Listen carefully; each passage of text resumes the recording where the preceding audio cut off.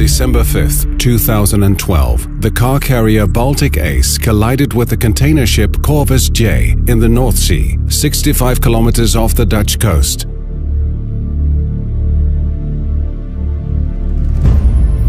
The Baltic Ace sunk within 15 minutes.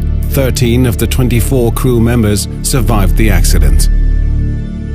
The 150-meter-long, 25-meter-wide wreck lay in one of the world's busiest shipping lanes, which provides access to the port of Rotterdam.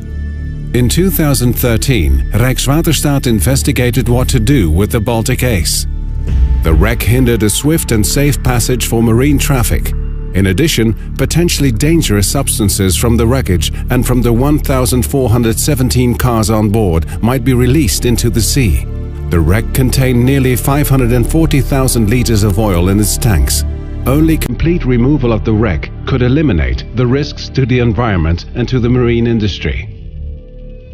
In March 2014, Rijkswaterstaat commissioned affiliate partners Boskalis Nederland BV and Mammoet Salvage to ensure a clean seabed before December 31, 2015.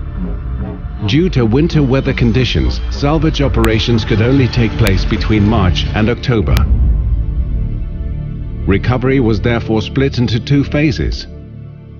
In 2014, the oil was removed and the wreck was prepared for salvage, which would take place in 2015. The solidified oil could not be pumped out directly. Therefore, Boskalis used the hot tap method, combined with heating elements. The oil in the tanks was first heated, after which it was pumped out. The oil removal was completed within 2 weeks. In total, more than 456,000 liters were removed from the accessible tanks. The wreck was then prepared for removal. Divers cut holes into the hull to prepare it for lifting. They could also inspect the wreck from the inside. These deeper investigations revealed that the Baltic Ace's construction was so damaged that it was not possible to lift the wreck in 6 large sections as originally planned. In the winter of 2014, salvage plans were adapted to accommodate the conditions of the wreck.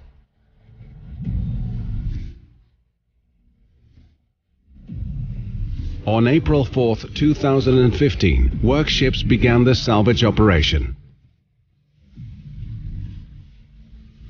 A special wire cutting system was used to cut the Baltic Ace into 8 sections. Using cutting wires 80 to 120 meters long, the wreck was cut with great precision. For the first time ever, 2 floating barges were used for the cutting activities in order to achieve more flexibility. To accommodate the motion of the waves, Boskalis developed a special heave compensation system for the cutting wires.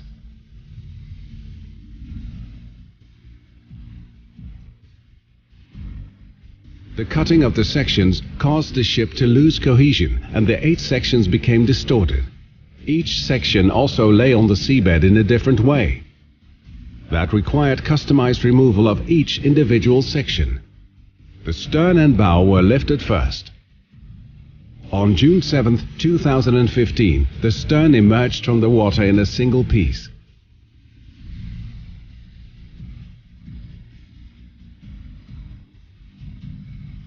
The bow, the heaviest piece at 1,500 tons, followed 12 days later.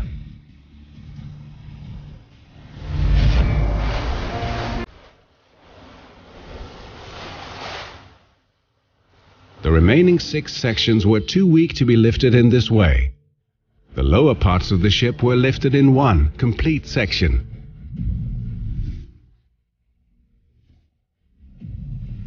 The rest of the wreckage was removed using a large salvage grab. Heavy storms in the summer of 2015 hindered the work. Nevertheless, the last large pieces of wreckage were removed in late August. In order to deliver a clean seabed, the salver also had to remove all of the debris and loose auto parts. The seabed was checked using various scans. Based on these scans, divers removed the last remaining parts. More than 18 ships and 150 people took part in the salvage operation. In total, nearly 13,000 tons of wreckage was removed. Janssen Recycling Group in Vlaardingen dismantled the wreckage in a sustainable way.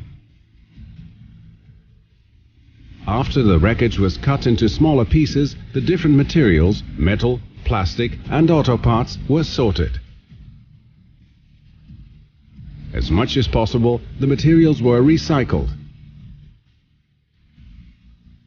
The seabed was clean at the end of October 2015, 2 months before the deadline of December 31st. The shipping lane was opened for marine traffic in mid-November.